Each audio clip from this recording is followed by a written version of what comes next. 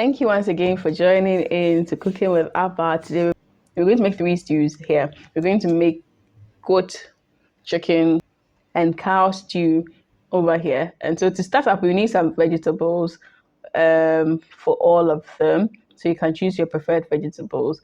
And I'm going to use some onions, some pepper, garlic, ginger, which I'm going to make a blend of it. And the spices I'm going to use in here are all in the description button below.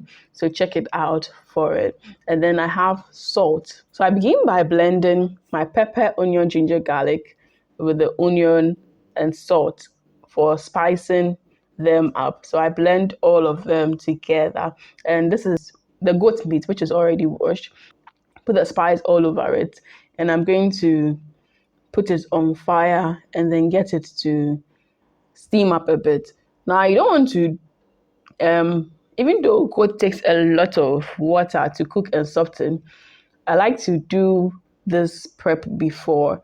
That way the spices go a bit more into it because goat is very hard to season. So I'm come here, I won't say if you did guys. But the thing is, if you don't take care and you forget to not add enough water, you're going to have some problem in there as well.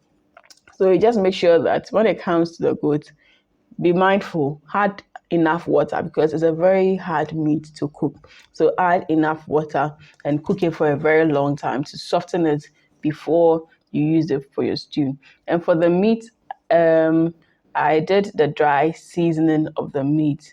And I have that on my channel in my wache video. I'll leave the link to that down there. So this is the dried form. So I'm not going to cook the meat up, but then I season this with the dried spices and then I let it sit and marinate for a while. Then I fried it. So for the chicken, because there's bones and there's blood in there, you don't want to do the same style as the meat. For the chicken, you don't also marinate it a bit. Pour the spice around and let it sit for a while. Then you put some fire under it. So by the time the meat is done cooking, the goat, which went on fire first, would have, softened, and the chicken would have also finished cooking alongside. So the meat, you see it foam up at a point because the fat and juices and everything is going into the oil. But you'd realize that once you don't cover it, it's also going to cool off with its own time. And around that time, you need to be also checking on the other ones. So the chicken too, you need to be turning it a bit to make sure that all parts of it cook properly. So the meat, you realize that over time, as it's getting cooked, all the foam and things is going to get off the oil. At that point, you realize that the meat is a more chip power fine. So when it's done, you realize that when you cut through the meat, there's no blood in and it's very well cooked. So this is how most of the, I don't want to use Muslims, but most of the northern people tend to do their meat to get it very dry. So it's not everybody who seasons or who pre-cooks their meat before they fry. And it works. It works very well. You get your meat all perfect and dried. So I'm just going to fry the goat meat a little bit just to keep it a bit dry and not to get it too soft in the stew. And sometimes too, it helps you improve the taste a bit. So you can decide to fry or not fry, but frying it always helps make it a bit more firm in the stew. And then for the chicken too, I fried it just a little bit to keep the skin all together, to keep the meat all together. Now this chicken, the skin was removed from it.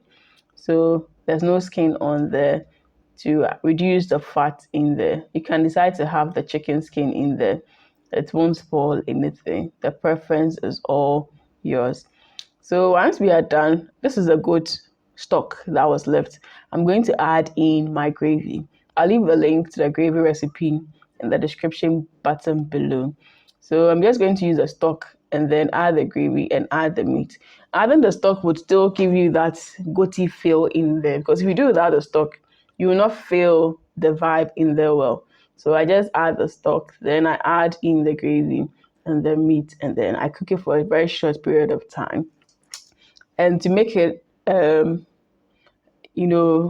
more aromatics and all those ones, I add the onion and some spring onions or scallions with some bell pepper.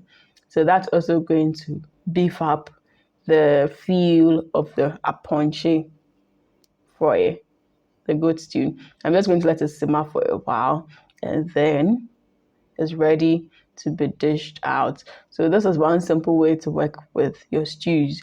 On your cooked days, just make your gravy first, and then you season all of your meat or your proteins, and then you're able to just fry them up, and then you just mix and go, mix and go, mix and go. So on a serious cook day, this is what you can do. So for my next one, I'm just going to add in my gravy, add in my meat, add in my water. Because I fried the meat, it's going to be a bit firm and tough. So you need to put it in the stew early with a bit of water to let it cook so that the stew will go into the meat. And when you're eating, it won't be like eating stew separate and eating meat separate. Then I add in a bit of water to soften and then get it, because my gravy is already thick. If there's no water in, it's going to burn and it won't accomplish the goal of getting the flavorings into it. Then I add in my vegetables. So I added in some carrots, some spring onion, especially the base part, which is more like onion feeling in the with bell pepper as well. Then I let it simmer. Then when the bubbles look smaller, then it means it is done. I always say when you're doing stews, it's the bubbles that give you check, because they are telling you how much moisture is in your meal. So if they are doing very big and then all over the place, it means there's so much moisture in your stew and it's not ready to come off the fire. So I just mix this up till everything goes in perfectly. The bubbles go down, and then I know that yes, my stew is ready, because already the gravy is pre-cooked. The meat is already pre-cooked. We could have even chewed the meat like that because it's already cooked and then it's already fried and well cooked. And there's one trick when you're working and you're not sure of what the other person would like with, especially when it comes to pepper. You can drop in some fresh peppers at the very tail end of the cooking, and then you dish it out. So the last is the chicken. So for the chicken, I poured out the stock, then I added in my gravy, I added in the stock. Sometimes you can do that when you're not too sure of the quantity of stock, but later I added in all the stock in there because I realized the chicken was quite a lot. I used a 4 chicken for this chicken stew recipe. So I ended up using everything in there because I needed to have it in there.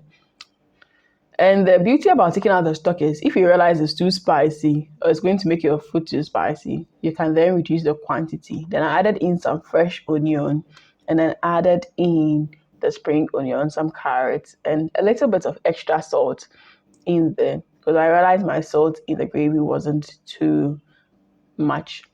Then I just added in the fried chicken. I allowed it to simmer for a while, and then voila, our chicken stew was also ready.